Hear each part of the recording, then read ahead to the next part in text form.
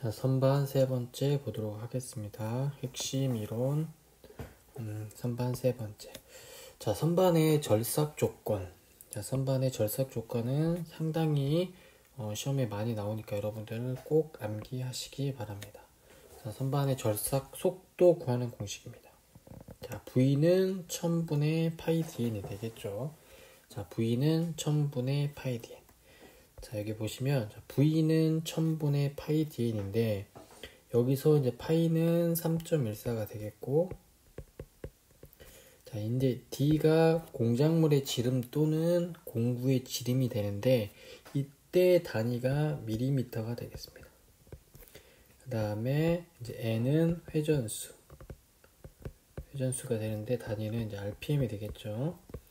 중요한 건 여기서 이제 절삭 속도의 단위가 미터 민이다. 1분당 몇 미터 가느냐가 되겠습니다. 그래서 여러분들 상당히 많이 나오기 때문에 V는 1000분의 파이 dn은 꼭 암기하시기 바랍니다.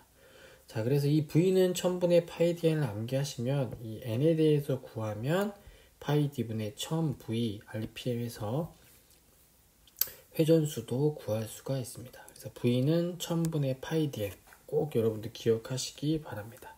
자, 참고로 경제적인 절삭 속도가 있습니다. 바이트 수명이 60에서 120분 정도가 되는 절삭 속도를 우리가 경제적인 절삭 속도라고 합니다. 바이트 수명이 60에서 120분 정도가 절삭 속도가 되겠습니다. 그 다음 이제 절삭 깊이가 있습니다. 바이트로 공작물을 가공하는 깊이, 절삭 깊이고 단위는 밀리미터가 되겠습니다. 자, 선반에서는 절삭 시 절삭 깊이를 2배로 지름이 작아진다고 하는데 그 얘기는 뭐냐면, 자, 여기 이제 척이 있고 공작물이 이렇게 연결되어 있습니다. 그래서 중심선이 이렇게 있으면, 자, 이제 파란색으로 바이트를 여기에 그릴 건데, 자, 이 바이트가 여기에 이제 이렇게 절삭 깊이로 들어가는데, 절삭 깊이를 예를 들어 여기 2mm를 넣으면 원통으로 깎이는 것은 지름이니까 4mm가 된다는 뜻입니다. 즉 절삭 깊이의 2배의 지름이 작아진다라고 보시면 되겠습니다. 원통이니까 이 원통이 회전하겠죠. 그렇게 보시면 될 것 같습니다. 자, 그 다음에 이제 이송이 있습니다. 이송은 선반에서 이송은 가공물이 1회전할 때마다 바이트의 이송거리, 단위는 이렇게 가공물이 1회전할 때마다 몇 밀리미터 가는지를 이송으로 보면 되겠습니다. 그 다음에 이제 여기도 별표 해놓으시고 가장 많이 나오는 거, 선반에서 테이퍼 절삭 방법은 크게 여러 가지가 있지만 그 중에 가장 많이 나오는 게 이제 복식 공구대를 경사시키는 방법, 심압대를 편의시키는 방법, 그 다음에 테이퍼 절삭 장치를 이용하는 방법입니다. 그래서 문제는 어떻게 많이 나오냐면 다음 중 선반에서 테이퍼 절삭 방법이 아닌 것은, 그래서 1번 복식 공구대, 심압대 편의, 테이퍼 절삭 장치, 그리고 뭐 다른 거를 나와서 문제를 찾는 문제가 상당히 많이 나오기 때문에 여러분 선반에서 테이퍼를 절삭하는 방법 세 가지는 꼭 암기하셔야 됩니다. 자, 복식 공구대, 그 다음에 심압대 편의, 이렇게 키워드로 해요. 복식 공구대, 심압대 편의, 테이퍼 절삭 장치. 물론 뭐 총형 바이트 및 테이퍼 드릴도 있지만 이 세 가지가 상당히 많이 나오니까 여러분들 꼭 암기하셔서 시험에 합격하시면 되겠습니다. 자, 그러면 이제 방금처럼 뭐 테이퍼 절삭 방법이 아닌 것은 해서 나오는 문제들도 있고, 또한 이렇게 직접 복식 공구대 회전각을 계산하는 문제가 나오는 경우가 있습니다. 자, 복식 공구대 회전각을 계산하는데 탄젠트 알파, 즉 이 회전각은 자 2L의 D-D인데 여기에 보면 이제 이 그림을 보시면 잘 알 겁니다. 자, 이렇게 복식 공구대를 편의를 시켜서 이제 테이퍼, 여기 보시면 이 테이퍼를 가공하게 되는데 이 테이퍼를 가공할 때 이 편의각, 이 각이 있겠죠. 이 각, 편의각, 이 각을 구하는 공식이 위에 보시는 것처럼 탄젠트 바는 2L의 D-D인데 이제 보시면 자, 일단은 이 공식에서 보면 큰 D가 있습니다. 큰 D는 테이퍼의 큰 부분. 그 다음에 작은 D는 테이퍼의 작은 부분이 되겠습니다. 작은 부분 지름. 그 다음에 소문자 L은 테이퍼 길이가 되겠습니다. 테이퍼 길이. 그래서 탄젠트 알파는 2 곱하기 테이퍼 길이 분의 큰 테이퍼에서 작은 테이퍼를 뺐을 때 탄젠트 알파가 되면 이 편의각을 구하는 문제가 나옵니다. 그 다음에 이제 두 번째로 이제 C맙대를 편의시키는 방법입니다. C맙대. 자, C맙대를 편의시키는 방법은 이제 C맙대를 편의량을 구하는 공식. 자, E는 자, 이것도 마찬가지로 2 곱하기 L. 즉 테이퍼의 길이. 테이퍼의 길이.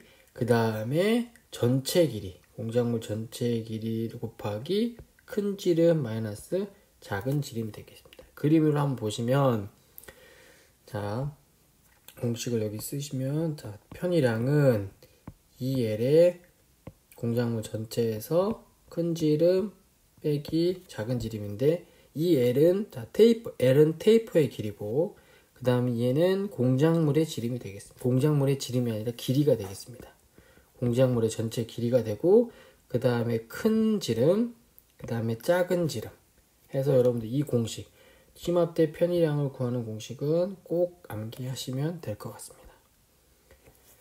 자, 그래서 여러분들 선반의 절삭 조건 V는 1000분의 파이 Dn 상당히 중요하니까 꼭 암기하시고 선반에서 테이퍼를 절삭하는 방법은 크게 복식 공구대 C맙대 편의 테이퍼 절삭 장치가 있겠고 또한 C맙대의 편의량을 구하는 공식과 복식 공구대 회전각을 구하는 공식이 나오니까 꼭 암기하시면 되겠습니다. 그럼 문제 한번 보도록 하겠습니다.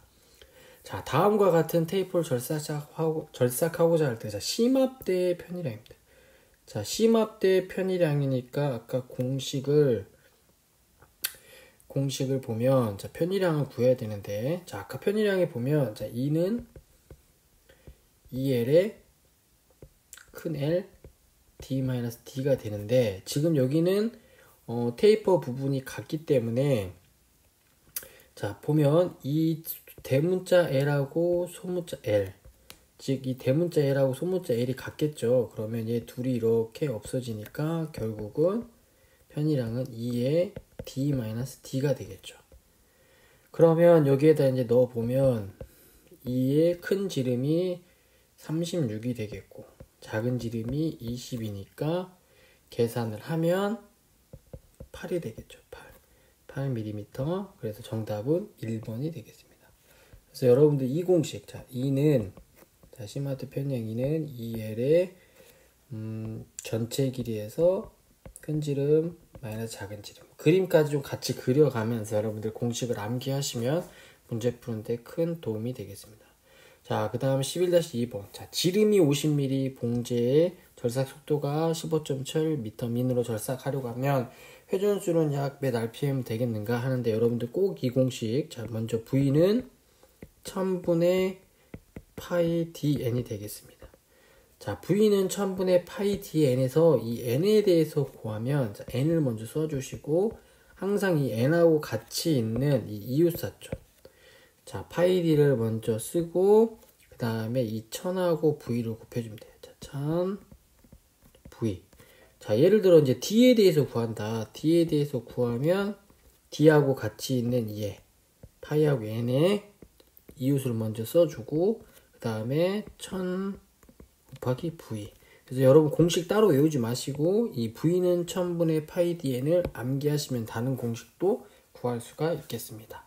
그러면 이제 여러분들 좀 지워보면 제가 여기를 지워보고 다시 쓰면 자, n 회전수에 대해서 구해야 되니까 회전수. 자, 파이는 이제 3.14겠죠. 곱하기 d. d는 50mm. 그 다음에 1000 곱하기 절삭 속도는 15.7m 민. 여러분, 나중에 이제 쓰실 때 이렇게 단위까지 같이 쓰시는 습관을 들이시면 문제를 푸시는데 큰 도움이 되겠습니다. 그러면 계산을 하면 1000이 아니라 100rpm 정도 되는데 여러분들 이제 CBT 보실 때 자, 계산기를 직접 가져가셔도 되고 또한 컴퓨터상에 계산기가 있으니까 그 컴퓨터상의 계산기를 이용하셔도 됩니다. 자, 그래서 정답은 100rpm 2번이 되겠습니다. 자, 다음 핵심 이론 12번 인서트 팁 규격 고속 절삭입니다.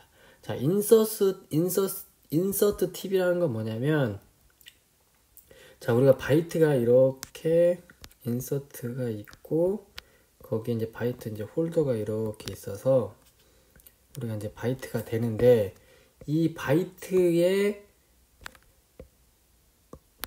팁, 이 팁에도 규격이 있습니다. 규격. 자, 그 규격이 있는데 규격을 우리가 ISO에서 이제 어떻게 규정을 하고 있는데, 그게 바로 보시는 것 같이 SNMG 160408 이렇게 표시를 합니다. S. 자, S는 인서트의 형상. 지금 S니까 정사각형이겠죠. 정사각형. R은 원형, T는 삼각형. 자, 그 다음에 N은 팁의 여유각. 지금 N이니까 팁의 여유각은 0도. 자, M은 이제 공차가 되겠죠. M은 보통급이 되겠고, 뭐 G는 단면 형상, 그 다음에 16은 내접원 지름 길이, 그 다음에 04는 두께, 08은 이제 노즈 반지름 말하겠죠. 노즈 반지름 팁이 이렇게 있고 이렇게 반지름이 되면 이제 여기에 있는 반지름을 우리가 이제 노즈 반지름이라고 하죠. 노즈 반지름. 그 노즈 반지름을 지금 뭐 0.8m라든지 mm라든지 그렇게 사용하는 것을 말합니다. 그래서 인서트 팁의 규격, 나중에 이제 홀더 규격과 같이 비교하면서 암기하시면 될 것 같습니다. 자, 이제 고속 절삭 보겠습니다. 고속 절삭은 절삭 속도를 높인다고 해서 반드시 바이트의 수명이 단축되는 것은 아닙니다. 자, 절삭 속도, 고속 절삭을 하면서 얻어지는 이점이 있는데, 그래서 그 고속 절삭의 장점이 있습니다. 장점. 자, 다음 중 고속 절삭의 장점이 아닌 것은 해서 나오는 문제들이 많이 있으니까 한 번씩 보십시오. 절삭 능률을 향상시키고, 표면 거칠기 향상시키고, 가공 변질층이 감소하고, 구성 인선을 억제한다. 이게 고속 절삭의 장점이 되겠습니다. 그 다음에 이제 선반 가공의 시간이 있는데 상당히 문제 많이 나옵니다. 여러분들 꼭 별표하셔서 암기하시면 되겠습니다. 자, 선반으로 제품을 가공하기 위해 소요되는 시간을 산출하는 건데, 자, 이 공식, 자, T는 NS분의 L 곱하기 I인데, 이 I는 뭐냐면 가공 횟수를 말합니다. 자, 가공 횟수를 말하는데, 문제에서 가공 횟수가 주어지지 않으면 그냥 1이니까 1을 곱하거나 하면 되고, 또한 뭐 2회라든지 아니면 3회라든지 가공 횟수를 문제에 주어주게 되면 그것을 곱해주면 됩니다. 자, 그럼 N은 뭐냐면 N은 회전수, S는 이송. 자, L은, 자, 여기 지금 이제 L은 뭐냐면 공작물의 전체 길이입니다. 공작물의 전체 길이. 자, 여기 이제 선반 공작물이 이렇게 있으면 이제 여기에 공작물 전체 길이가 L이 되겠죠. L을 주어주고, 또한 이때의 회전수도 주어주고, 그 다음에 이송을 주어졌을 때 이 공작물을 가공하는 데 소요되는 시간을 구하는 공식. 자, T는 NS분의 L에 몇 번 왕복하는지 가공 횟수 곱해주면 됩니다. 그래서 단위는 분이 되겠습니다. 그래서 선반의 가공 시간 계산하는 문제가 상당히 많이 나오니까 여러분들 꼭 암기하시기 바랍니다. 자, 그럼 문제를 한번 보도록 하겠습니다. 자, 12-1번 선상용 인서트 형법 표기법에서 인서트 형상이 정사각형. 자, 정사각형입니다. 정사각형일 때 3번이 되겠죠. 3번 S. 자, 뒤에 가서 한번 보시면, 자, 정사각형일 때는 S, 원형일 때는 R, 삼각형일 때는 T인데 우리가 보통 정사각형을 가장 많이 사용합니다. 자, 그 다음에 이제 12-2번을 보겠습니다. 자, 선반 가공에서 외경을 절삭한 경우 절삭 가공 길이가 200mm 1회라고 주어졌습니다. 1회. 자, 1회 가공하려고 한다. 회전수는 1000rpm, 이송 속도는 0.15mm/rv면 가공 시간은 약 몇 분인가? 먼저 이제 여러분 이 공식 꼭 기억해. t는 자, 가공시간의 n 곱하기 s의 l에 곱하기 가공시간. 얘는 분이다. 자, 이제 여기에 넣으면 자, n 회전수 1000rpm이죠. 1000rpm 곱하기 s 이송은 0.15 자, 밀리미터 REV. 여러분들 꼭 뒤에 공식을 써주는 습관을 들이셔야 됩니다. L은 절삭 가공 길이가 200mm. 자, 200mm.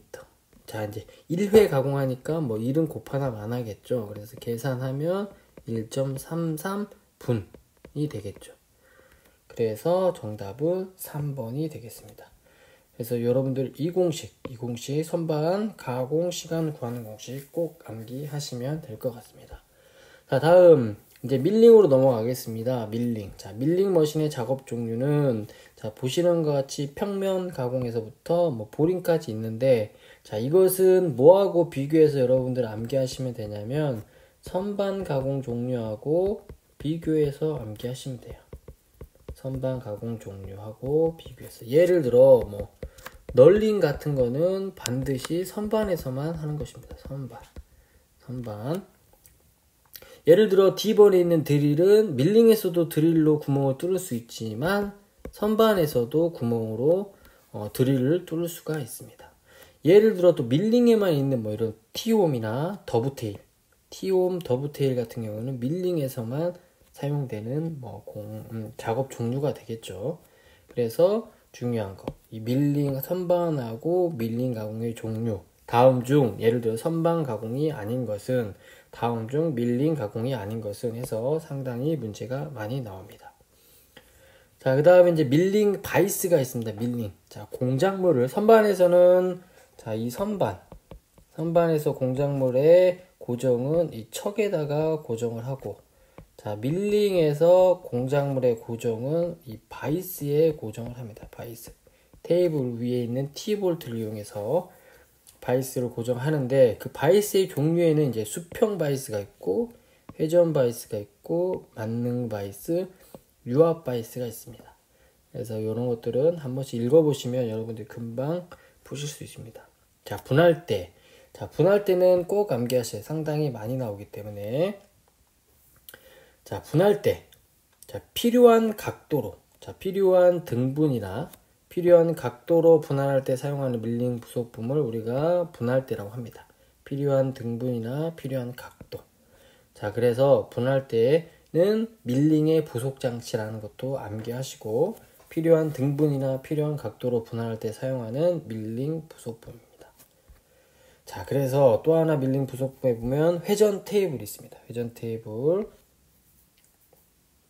자, 밀링에서 바깥 부분이나 원형이나 윤곽 가공할 때 간단히 등분할 때 사용하는 밀링 머신의 부속품이고 자, 이제 상당히 중요합니다. 슬로팅 장치는 밀링에서 가장 많이 나오는 부속 장치 중에 문제로 많이 나오는 건데 자, 여기서 슬로팅 장치는 뭐냐면 주축의 이 회전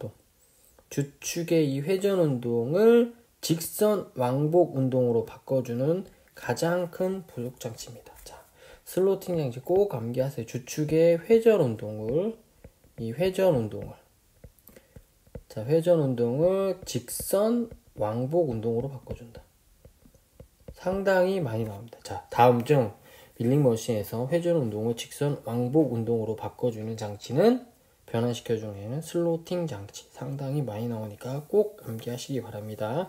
그 다음에 수직 밀링 장치, 레크 절삭 장치, 뭐 그런 것들이 있습니다. 자, 13-1번. 자, 밀링 머신에서 임의의 바깥 둘레를 자, 필요한 수로 등분 나왔습니다. 필요한 수로 등분. 그 다음에 이제 필요한 각도로 분할.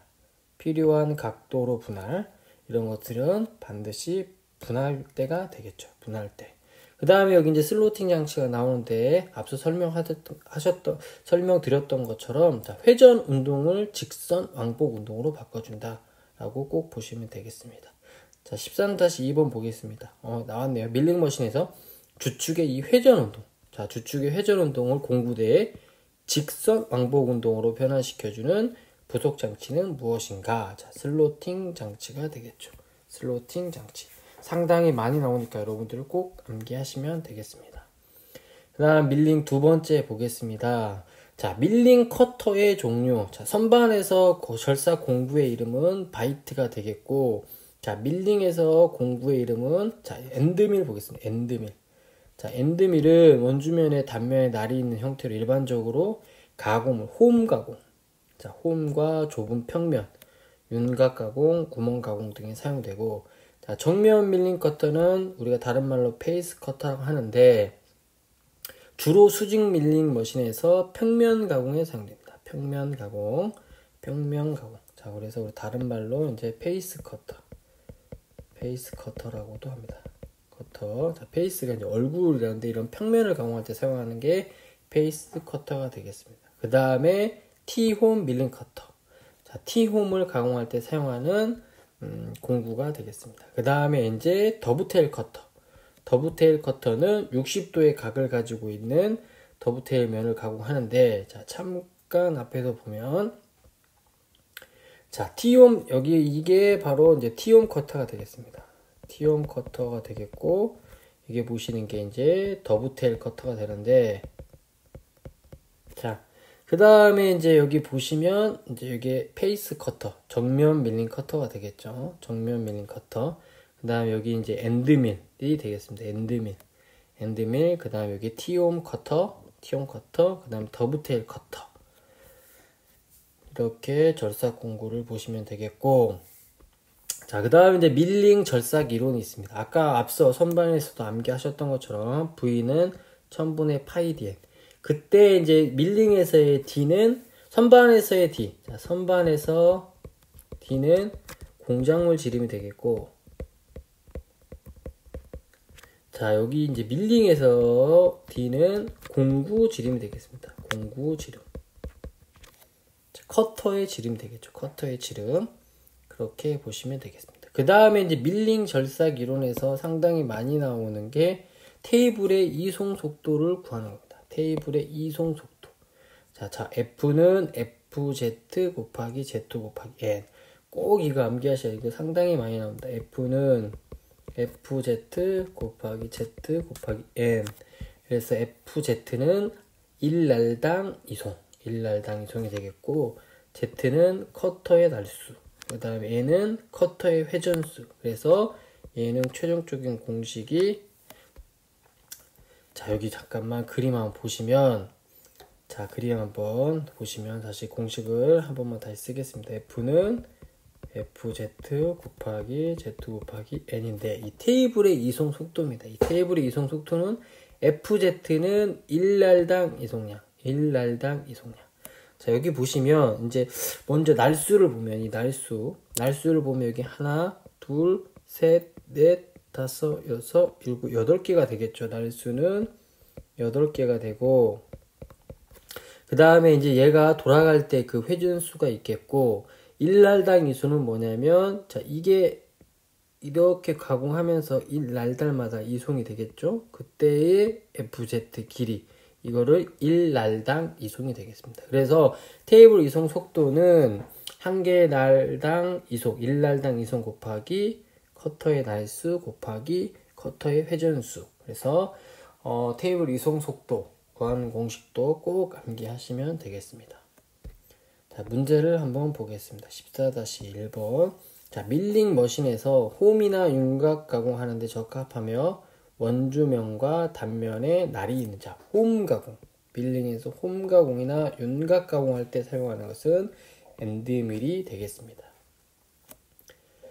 자, 그 다음에 이제 밀링 가공에서 테이블 이송 속도가, 자, 테이블 이송 속도가 나왔죠. 2880mm인 밀링 커터의 날수가 12개, 밀링 커터의 회전수가 1200rpm일 때 밀링 커터의 날 한 개당 이송은, 먼저 테이블 이송 속도 구하는 공식 보면 F는 1날당 이송 곱하기 날수 곱하기 회전수가 되는데, 지금 1날당 이송, 자, 얘를 모르기 때문에, 자, 얘에 대해서 풀면 FZ는, 자, 이 두 개를 넘기면 되겠죠. 저쪽으로 넘기면 Z 곱하기 N의 테이블 이송 속도니까 이제 여기에다가 이제 이렇게 넣으면 자 12 곱하기 1200은 2880이니까 0.2mm가 되겠습니다. 그래서 1날당 이송은 0.2mm. 그래서 정답은 3번이 되겠습니다. 이 공식 여러분들 암기하고 있으면 1날당 이송도 충분히 구하실 수 있습니다. 자, 그 다음에 밀링 세 번째. 자, 상향절삭과 하향절삭에 관련된 건데 상당히 단골로 많이 나옵니다. 꼭 암기하셔야 돼요. 특히 밑에 있는 상향절삭과 하향절삭의 차이점. 그래서 상당히 많이 나오니까 암기하시면 되겠습니다. 자, 먼저 상향절삭은 뭐냐면 자, 상향절삭하고 우리가 하향절삭이 있는데 먼저 뭐부터 보시면 되냐면 자, 커터의 회전 방향과 가공물의 이송이 반대. 커터의 회전 방향과 가공물의 이송이 같은 방향일 때.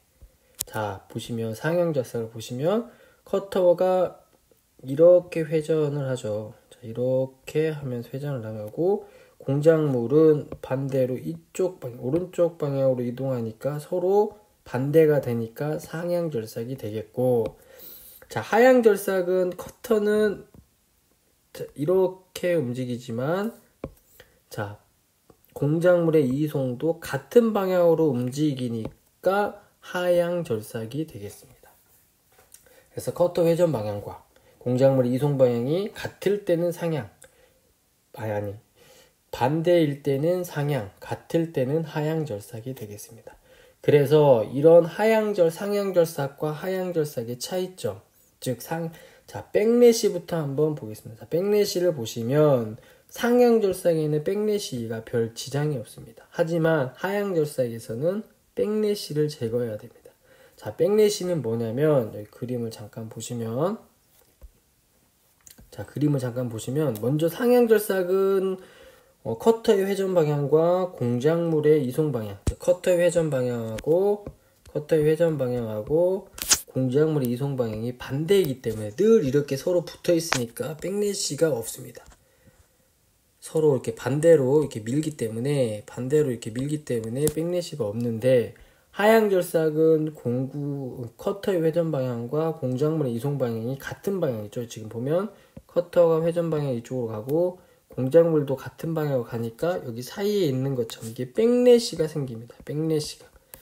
그래서 상향은 백래시를 별 지장을 받지 않지만 하향은 반드시 백래시를 제거해 줘야 됩니다. 이 백래시에 관련된 문제가 상당히 많이 나오니까 꼭 암기하셔야 됩니다.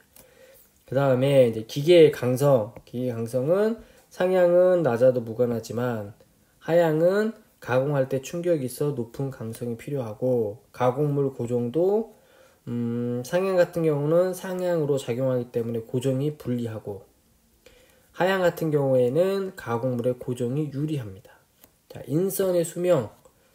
자, 상향 같은 경우는 조립할 때 마찰열로 마모가 빨라 공구 수명이 짧지만 상향절삭에 비해서 공구 수명이 깁니다. 하향은.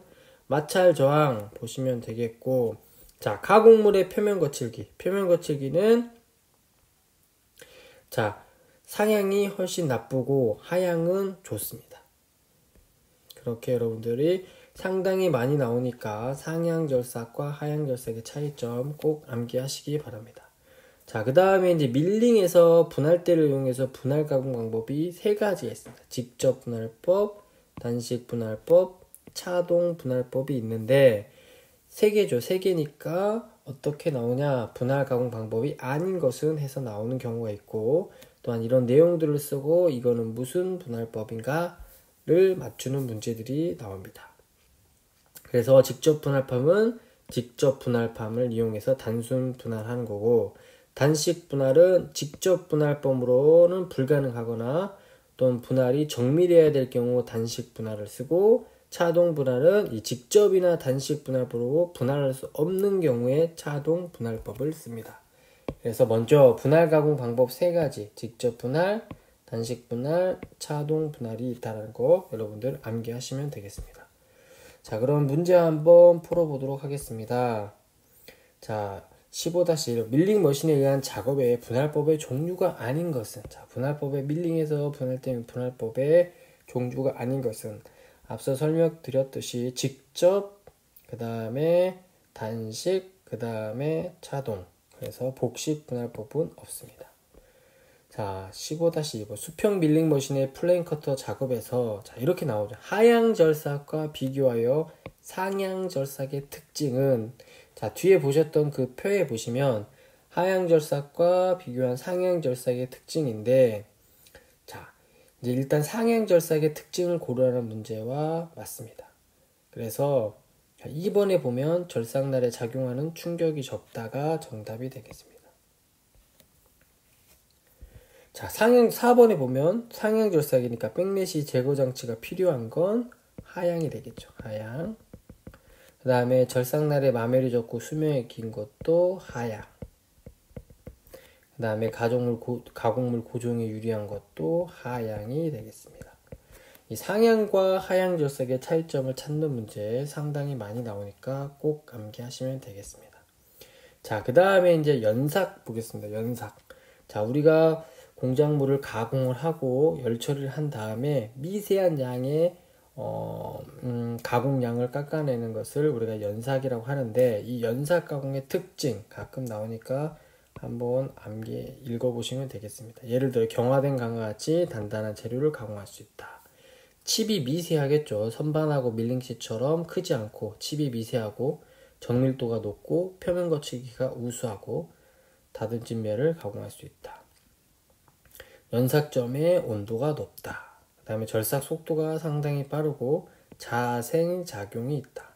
자, 자생작용은 뭐냐면 뒷부분에 가서 이제 연삭이 나오면 제가 설명하도록 하겠습니다. 자, 그 다음에 이제 연삭의 가장 중요한 게 이제 센터리스 연삭기인데요. 센터리스 연삭에 관련돼서 상당히 문제가 많이 나옵니다. 자, 한번 보시면 일단 센터, 척, 자석척 등을 사용하지 않고, 여기가 이제 여러분 방점인데 사용하지 않습니다. 사용하지 않아요. 즉 센터를 사용하지 않고 가공물의 표면을 조정하는 조정 숫돌대와 지지대를 이용하여 가공물을 연삭한다. 자, 가공물은 가늘고 긴 공작물의 연삭에 적합한 특징이 있다. 자, 센터리스 연삭 그림을 한번 보여드리면, 자, 여기 보시면 이제 일반적인 연삭은 공작물이 이렇게 있고, 공작물의 센터 구멍을 센터를 뚫어서 이 양쪽에 센터를 대고 센터로 밀고 공작물을 회전시킨 다음에, 자, 이 숫돌도 같이 회전시켜서 이렇게 앞쪽으로 이동해서 이쪽 면을 연삭하는 것을 일반적인 연삭이라고 봅니다.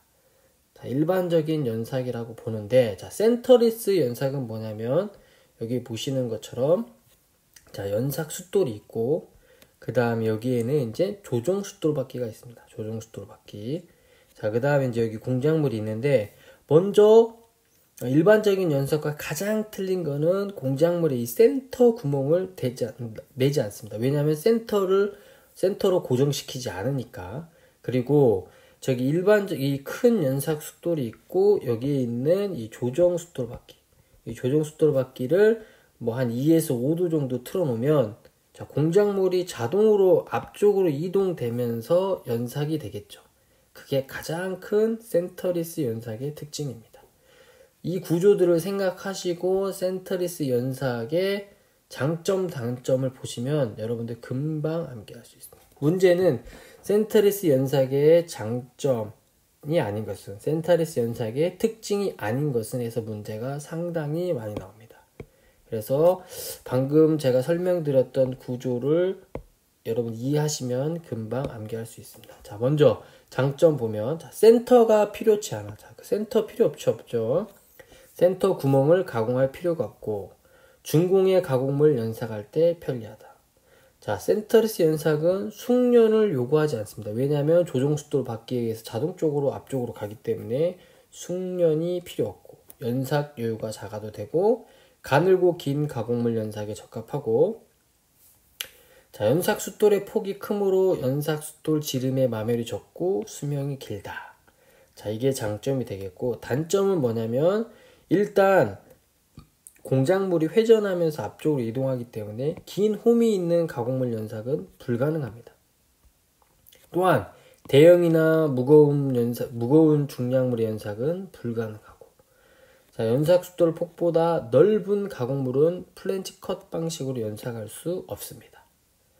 이게 센터리스 연삭기의 단점이 되겠습니다. 그래서 센터리스 연삭의 특징에 대해서 묻는 문제가 상당히 많이 나오니까 여러분들 꼭 암기하시기 바랍니다. 그 다음에 이 센터리스 연삭의 이송 방법이 있습니다. 먼저 통과 이송법. 자, 통과 이송법은 지름이 동일해야 되고 자동적으로 이송하여 통과시키면서 연삭하는 방법. 자, 그림으로 뒤에서 한번 보시면 되겠습니다. 그 다음에 이제 전후 이송법이 있습니다. 전후 이송법은 연삭 숫돌의 폭보다 짧은 가공물의 연삭, 턱 부지, 그 다음에 끝면 플랜치 부지 이런 것들, 그 다음에 윤곽이 있는 형태의 가공물 이송이 곤란한데 특히 센터리스 연삭의 이송 방법은 두 가지가 있습니다. 보시면 통과 이송 방법, 그 다음에 전후 이송 방법이 있다라는 거 여러분들이 꼭 기억하시면 되겠습니다. 자, 그 다음에 이제 통과 이송 방법에서 가공물의 이송 속도를 구하는 공식이 좀 있습니다. F는 파이 dn 사인 알파. 자, 가끔 나오니까 여러분들 암기하시면 되겠습니다. 그러면 문제를 한번 풀어보도록 하겠습니다. 자, 다음 중 센터리스 연삭의 장점이 아닌 것은? 자, 1번 중공의 원통을 연삭하는 데 편리하고 연속 작업을 할 수 있어 대량 생산에 적합하고, 자, 3번. 자, 센터리스 연삭은 대형 중량물을 연삭이 힘들겠죠. 4번 연삭 여유가 작아도 되고, 연삭 가공에서 특징이 아닌 것은, 자,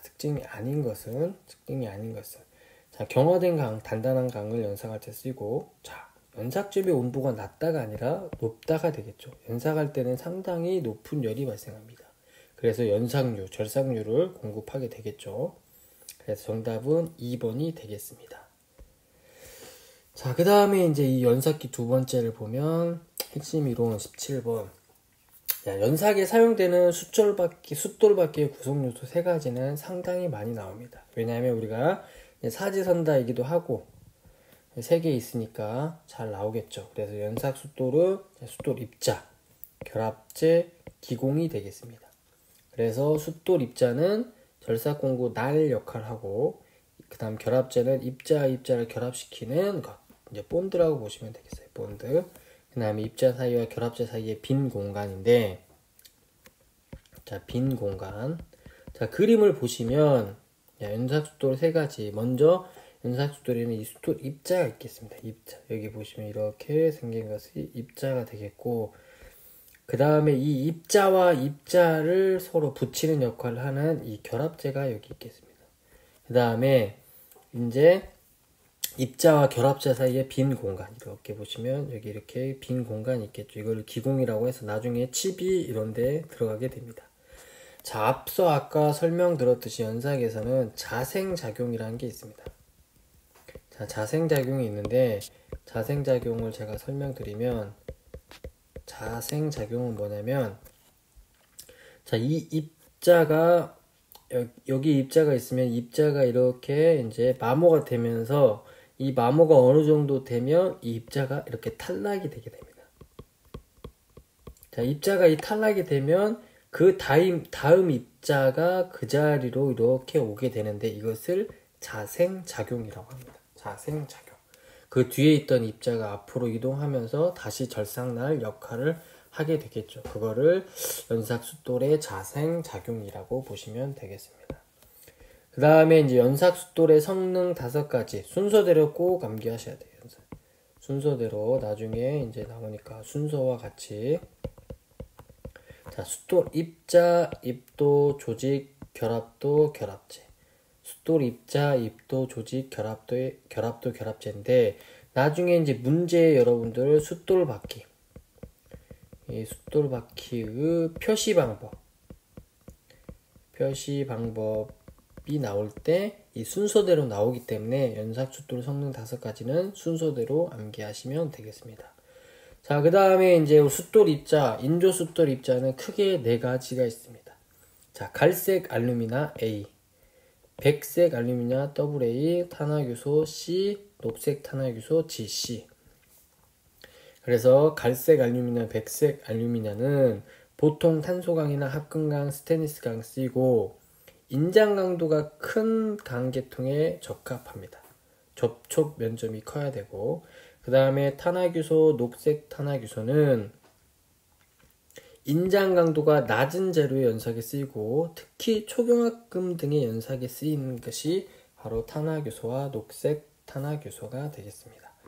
그 다음에 연삭 조건에 따른 입도의 선정인데, 자, 거친 입도의 연삭 숫돌과 고운 입도의 연삭 숫돌이 있는데, 여러분 앞으로 이런 것들, 즉 입도와 밑에 보이는 결합도에 따른 경도의 선정 구조도 한 가지만 여러분들이 꼭 암기하시면 서로 비교하면서 암기할 수가 있습니다. 예를 들어 거친 연삭, 절삭 깊이 이송량이 클 때는 거친 입도, 숫돌과 가공면의 접촉 면적이 클 때는 거친 입도를 선정해야 되고, 연하고 연성이 있는 재료 연삭도 거친 입도를 선택해야 됩니다. 그래서 이 두 가지를 다 암기하지 마시고 한쪽만 기울여서 암기하시면 여러분들 문제 푸는데 큰 도움이 되실 겁니다. 자, 그 다음에 이제 중요한 연삭숫돌의 표시 방법이 있습니다. 연삭숫돌의 표시 방법. 그래서 연삭숫돌의 표시 방법은 아까 성능 5가지 그 순서랑 똑같습니다. 숫돌 입자의 종류, 입도, 결합도, 조직, 결합제의 순서. 그 다음에 모양과 치수는 외경, 두께, 안찌름, 원주 속도 시험, 사용 원주 속도 시험 범위, 제조사, 제조량. 자, 연삭숫돌을 이렇게 크게 보시면 이제 여기에 구멍이 있고, 자, 이쪽 부분에 방금처럼 표시 방법들이 있습니다.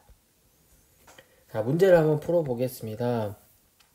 숫돌바퀴의 구성 3요소, 당연히 입자, 결합제, 기공이 되겠고, 자, 17-2번 결합도에 따른 숫돌바퀴의 선정 기준에서, 자, 여기 보시면 결합도가 높은 숫돌을 사용하는 경우가 아닌 것은 높은 경우면 높은.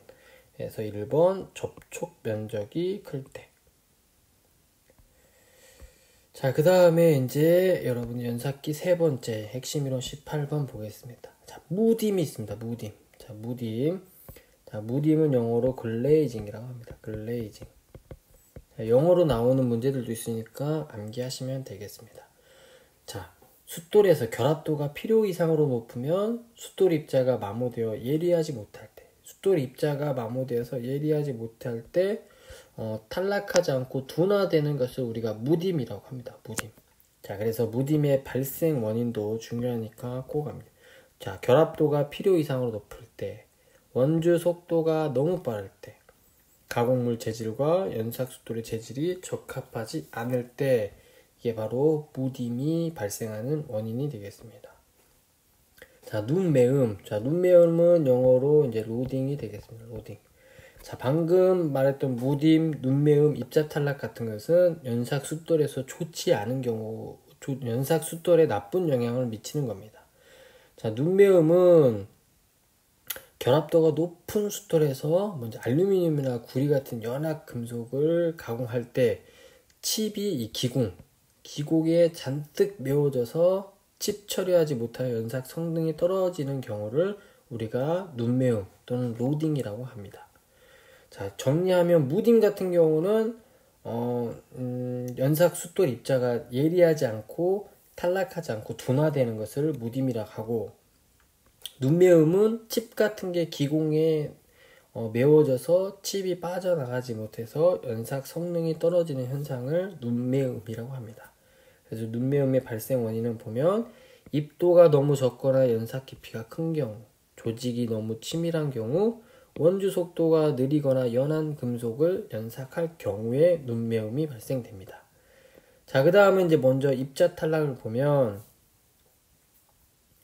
자, 이제 그 연삭숫돌이 탈락 어느 정도 마모가 되고 탈락이 돼야 되는데, 마모가 되지 않은 상태에서 마모가 되기도 전에 입자가 탈락하는 것을 우리가 숫돌의 입자가 마모가 되기 전에 입자가 탈락하는 것을 입자 탈락이라고 합니다.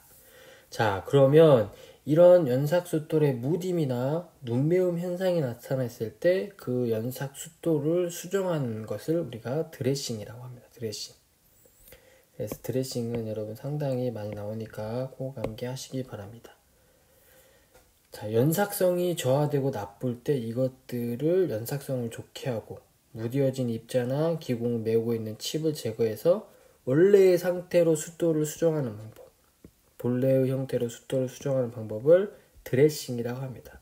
그래서 드레싱에 사용되는 드레서는 뭐 성형 드레서 이런 것들이 있는데 그림을 잠깐 보시면 자, 지금 이게 연삭 숫돌이 있습니다. 연삭 숫돌이 있는데 이 숫돌에 바로 뭐 무딤이라든지 아니면 눈매움이 발생됐을 때 연삭 성능이 떨어졌을 때 이 지금 다이아몬드 드레서를 연삭 숫돌에 갖다 대면서 연삭 숫돌이 원래 상태로 돌리는 것, 절삭 성능을 원래 상태로 돌리는 것을 우리가 드레싱이라고 합니다. 드레싱.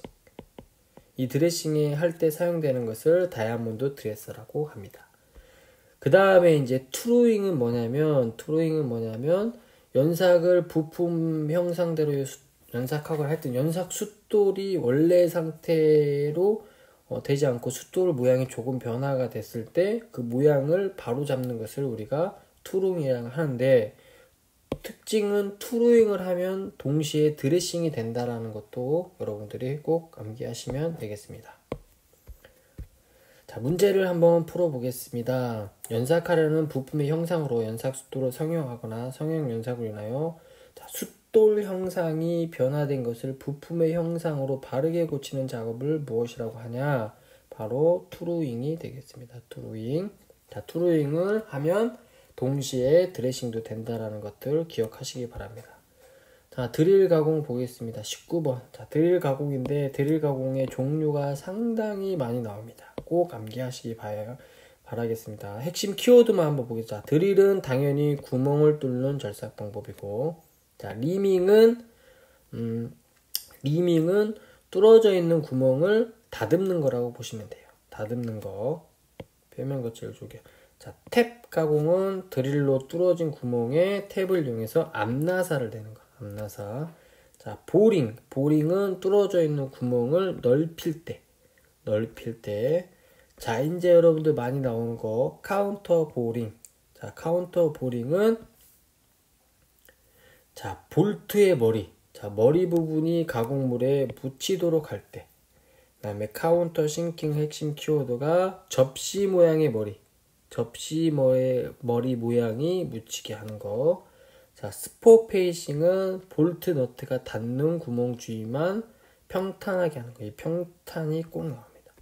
그래서 그림도 한번 보시면, 자, 드릴링 구멍 뚫는 거. 자, 리밍은 뚫어진 구멍을 다듬는 거.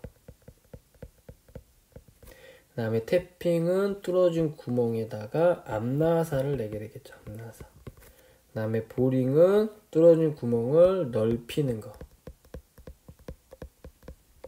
그 다음에 카운터 보링은 자, 볼트 머리 부분이 묻히게 하는 거죠. 머리 부분이 묻히게. 그 다음에 카운터 싱킹은 접시 머리 나사가 묻히게 되는 거고, 자, 스포 페이싱은 볼트 너트가 닿는 부분을 평탄하게 하는 겁니다. 여러분, 이 드릴 가공의 종류 상당히 많이 나오니까 꼭 암기하시기 바랍니다. 자, 드릴 머신의 종류도 보면, 자, 탁상 드릴링 머신은 자, 소형이겠죠, 소형. 책상 위에다 올리니까 소형 부품에 적합하고, 자, 드릴의 회전수 변화는 V벨트 단차를 이용한 유연속도 변속기가 가장 많이 사용되는데 보시면 되고, 그 다음에 이제 레이디얼 드릴링 머신이 상당히 많이 나옵니다. 자, 레이디얼 드릴링 머신은 대형 제품이나 무거운 제품에 구멍을 가공하기 위해서 가공물 고정하고, 자, 여기 중요합니다. 수직의 기둥을 중심으로 암을 회전시킬 수 있고, 주축 헤드는 암을 따라 수평으로 움직인다. 이게 바로 레이디얼 드릴링 머신입니다. 여러분들 예를 들어 검색창에 레이디얼 드릴링 머신을 치면 그림을 보실 수 있을 겁니다. 자, 그 다음에 직립 드릴링 머신, 그 다음에 다축 드릴링 머신은 한 대의 드릴링 머신에서 다수의 스핀, 여러 개의 스핀들이 있어서 동시에 가동할 수 있는 다축 드릴링 머신, 그 다음에 다두 드릴링 머신, 자, 심공 드릴링 머신, 깊은 구멍이겠죠. 그 다음에 중요한 게 표준 드릴의 각도가 118도라는 거 여러분들 꼭 기억하셔야 돼요. 드릴이 이렇게 있으면 자, 표준 드릴의 각도 118도 꼭 기억하시고, 자, 드릴의 파손 원인, 자, 드릴은 왜 파손되는지 참고적으로 여러분들이 읽어보시면 상식적으로 보실 수 있습니다. 문제 보겠습니다. 자, 오늘 공작물의 일정 간격으로 동시에 5개의 구멍, 자, 동시에 5개의 구멍입니다. 동시에 5개의 구멍을 가공해야 되니까 다축 드릴링 머신이 되겠죠. 자, 그 다음에 19-10 드릴로 뚫은 구멍을 정밀치수로 가공하기 위해 다듬는 거. 다듬는 거는 바로 리밍이 되겠죠. 리밍. 자, 태핑은 뭐냐면 구멍을 뚫고 앞나사를 하는 거겠죠. 앞나사. 그 다음에 스포 페이싱은 볼트 너트 닫는 부분을 평탄하게 하는 거. 그 다음에 카운터 싱킹은 접시 머리 나사. 접시 머리 나사가 묻히게끔 하는 거죠. 이렇게 있으면, 자, 이렇게 있으면 접시 머리, 이렇게 해서 접시 머리가 묻힐 수 있도록 하는 거겠죠. 자, 다음 보겠습니다. 정밀 입자 가공. 자, 랩핑이 있는데, 자, 랩핑은 그림에서 보시는 것처럼, 자, 이 랩에 자, 랩젤을 뿌려놓고 가공물을 손으로 가압하면서 왕복 운동시키면서 하는 게 바로 랩핑이 되겠습니다. 그래서 랩핑은 가공면이 깨끗한 거울면을 얻을 수 있고 정밀도가 높고 가공이 간단하고 평면도 진원도 장점 한번 읽어보시면 되고, 단점은 자, 가공면에 랩재가 잔류하기 쉽고 제품을 사용할 때 랩재가 마모를 촉진하고, 자, 고도의 정밀 가공 숙련이 필요하고 작업이 지저분하고, 자, 비산, 막 옆으로 퍼지는 랩재가 다른 기계나 가공물을 마모시키는 단점이 있겠습니다. 자, 그 다음에 이제 호닝이 있는데, 호닝은 원통의 내면을 보링, 리밍, 연삭 등의 가공을 한 후 진원도, 진직도, 표면 거치기 등을 더욱 향상시키기 위한 가공 방법인데, 호닝 한번 보시면 되고, 중요한 거, 가장 문제에 많이 나오는 거 액체 호닝입니다. 액체 호닝. 자, 액체 호닝은 뭐냐면, 자, 여기 보시면, 자, 액체 호닝은 이제 여기다가 압축 공기를 불어 넣어주고, 그 다음에 연마제하고 가공액을 같이 넣어서 이렇게 가공물에 뿌려주면, 이제 고압하고 고속으로 분사시키면 가공물 표면에 랩제, 즉 연마제가 가공물 표면에 쏴주면서 표면을 가공하는 방법. 피닝 효과가 있겠죠. 이게 바로 액체 호닝인데, 이 액체 호닝의 장점은 뭐가 있냐면, 일단 가공 시간이 짧습니다. 그 다음에 피로 강도를 10% 향상시킬 수 있고, 쏴주는 거기 때문에 복잡한 것도 형상도 쉽게 가공할 수 있고, 그 다음에 가공물 표면에 산화막이나 거스름이를 제거할 수 있는 게 바로 액체 호닝입니다. 액체 호닝. 자, 그래서 여러분들 이렇게 설명을 해주고 이것은 무엇인가라고 묻는 문제들이 나오니까 준비하시면 되겠습니다.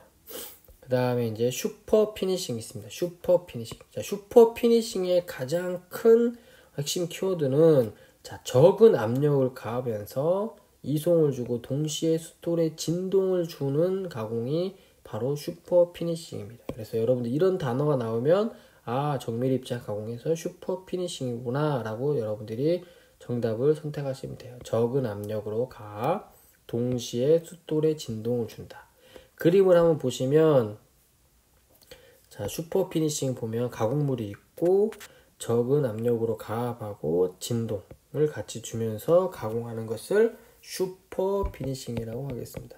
슈퍼 피니싱 꼭 기억하시기 바랍니다.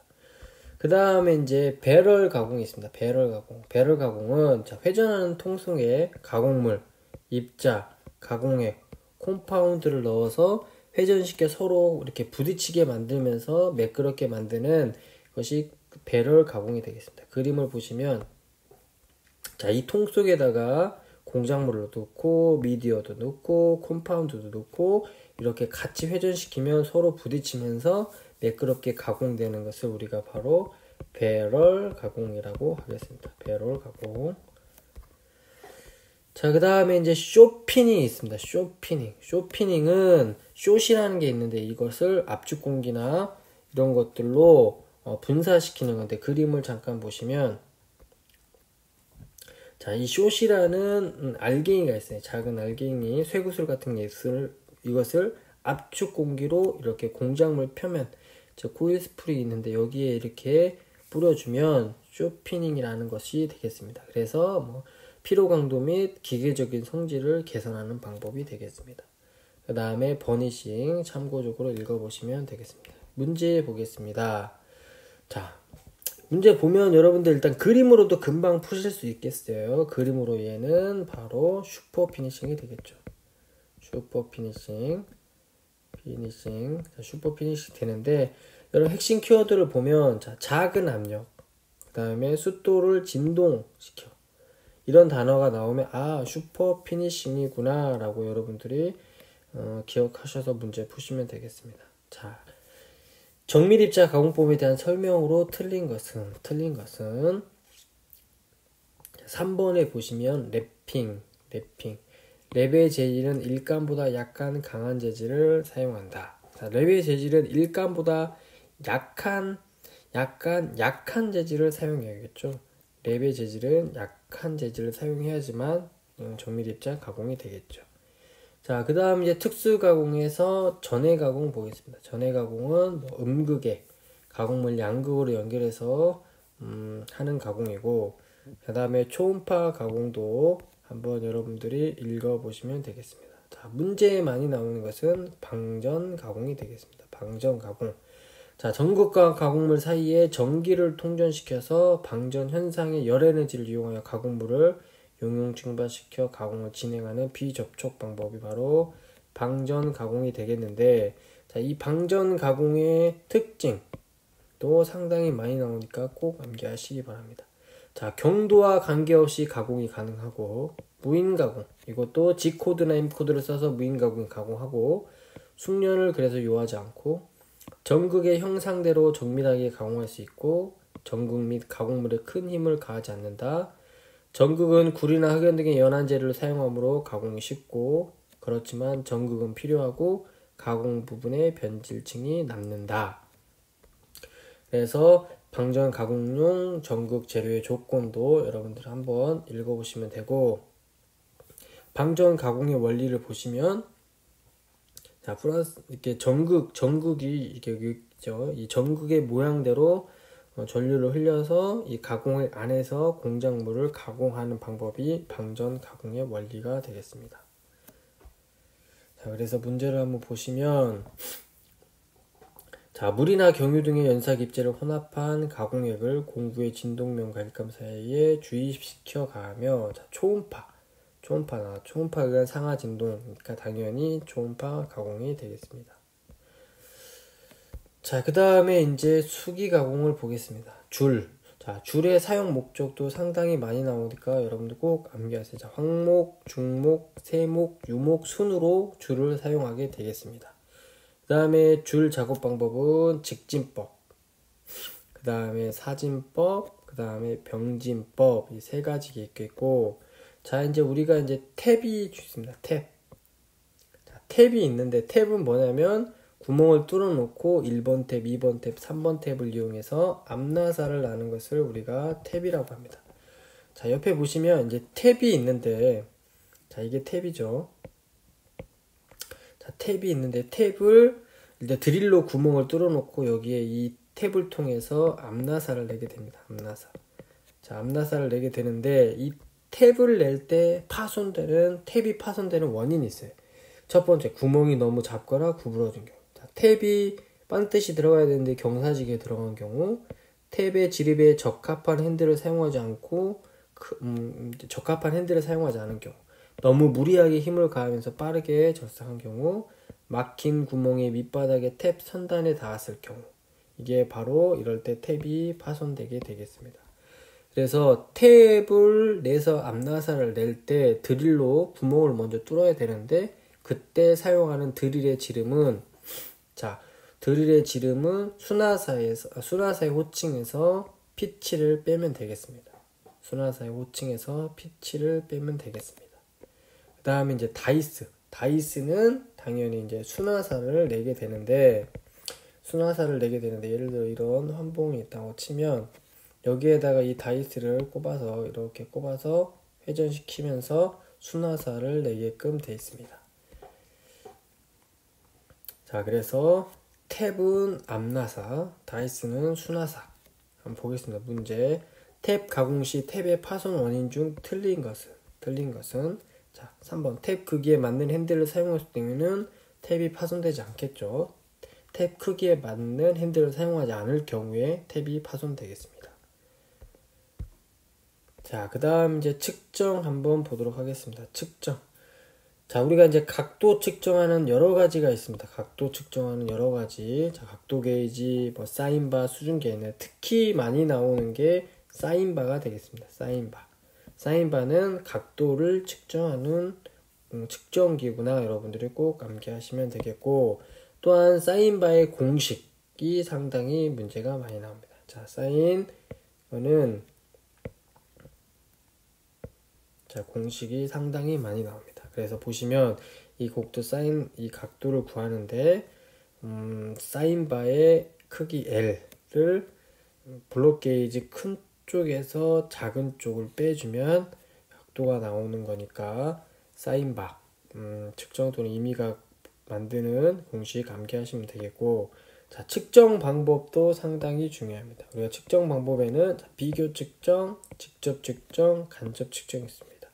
우리가 여러분들 선반 실습하면서 많이 사용하는 버니어 캘리퍼스, 마이크로미터 같이 직접 측정기를 측정해서 눈으로 읽는 것을 직접 측정이라고 하고, 또한 블록 게이지나 다이얼 게이지 등으로 비교해서 측정하는 비교 측정, 또한 나사나 기어 등과 같이 기하학적 관계를 이용해서 측정하는 것을 우리가 간접 측정이라고 하겠습니다. 그 다음에 이제 나사의 유효지름 측정 방법도 상당히 많이 나옵니다. 다음 중 나사의 유효지름 측정 방법이 아닌 것은 해서 삼침법 꼭 암기하시고, 나사 마이크로미터에 의한 방법, 그 다음에 광학적인 방법, 예를 들어 공구 현미경이라든지 투영기를 사용할 때 쓰는 겁니다. 이 중에 가장 정밀한 건 삼침법이 되겠습니다. 가장 정밀. 자, 그림에 보시면 삼침법은 뭐냐면, 자, 3개겠죠. 여기 보면 하나, 둘, 3개. 그래서 이 삼침법을 이용한 방법이 나사의 유효지름 방법 중에 가장 정밀하고, 그 다음에 여기 보시는 것처럼 나사 마이크로미터. 이렇게 엠빌 2개가 있겠죠. 나중에 이제 이렇게 연결이 되겠지만, 이 나사 마이크로미터를 이용한 방법, 또한 공구 현미경인 광학적인 방법. 상당히 많이 나오니까 꼭 암기하시면 되겠습니다. 자, 그 다음에 이제 아베의 원리가 있습니다. 아베의 원리는 뭐냐면, 일단 쉽게 말하면 측정물하고 이 표준 눈금이 있는 것이 동일직선상에 배치되어야 된다는 원리입니다. 그게 바로 아베의 원리인데, 이 아베의 원리를 만족시키고 불만족시키는 측정기가 뭔지를 여러분들이 꼭 아셔야 됩니다. 먼저 보시면 일단 불만족하는 것은 버니어 캘리퍼스고, 만족은 외측 마이크로미터 또는 측정기인데, 그림을 보시면 먼저 이 아베의 원리를 만족시키는 걸 보면 이 측정물의 중심선하고, 그 다음 이렇게 가서 우리가 눈금이 있겠죠. 이 눈금하고 일직선상에 있기 때문에 아베의 원리를 만족시킨 거고, 하지만 버니어 캘리퍼스를 보면 측정물은 여기 있고 눈금은 이쪽 부분에 있기 때문에 아베의 원리, 즉 일치하지 않기 때문에 아베의 원리에 어긋나 있다라고 보시면 되겠습니다. 그래서 아베의 원리에 어긋난 측정기는 버니어 캘리퍼스구나 라고 여러분들이 기억하시면 되겠습니다. 그 다음에 이제 측정 오차가 있겠습니다. 측정 오차는 측정기 오차, 객기 오차, 즉 측정기의 마모, 측정 압력 이런 것들에 따른 오차가 되겠고, 시차는 측정자의 눈의 위치에 따라 눈금의 일근감이 오차가 생기는 경우가 시차, 그 다음에 우연오차, 환경에 의해서 생기는 오차가 되겠습니다. 이런 내용들을 설명하고 이건 무슨 측정 오차인지 선택하는 문제가 나오게 되겠습니다. 그 다음에 다이얼 게이지의 특징인데 상당히 다이얼 게이지 특징도 많이 나옵니다. 특히 이제 측정 범위가 넓은데 측정 범위가 짧다라든지, 연속된 변이량의 측정이 가능한데 불가능하다라든지, 그 다음에 많은 개수의 측정을 동시에 할 수 있다, 이런 것들을 암기하시면 되겠습니다. 자, 문제 한번 보겠습니다. 자, 버니어 캘리퍼스, 마이크로미터 등의 대표적인 측정기로 측정 대상물의 측정기의 눈금을 이용하여 직접 읽는 측정은 바로 직접 측정이 되겠습니다. 그 다음에 나사의 유효지름 측정 방법에 해당되지 않는 것. 아까 나사의 유효지름은 삼진법, 나사 마이크로미터, 그 다음에 공구 현미경인데, 네 번째 보시면 사인바에 의한 유효 측정 있는데, 사인바는 각도 측정이 되겠습니다. 각도 측정. 정답은 4번이 되겠습니다. 자, 여러분들 고생하셨고, 여러분들 꼭 시험에 합격하기를 기원하겠습니다. 감사합니다.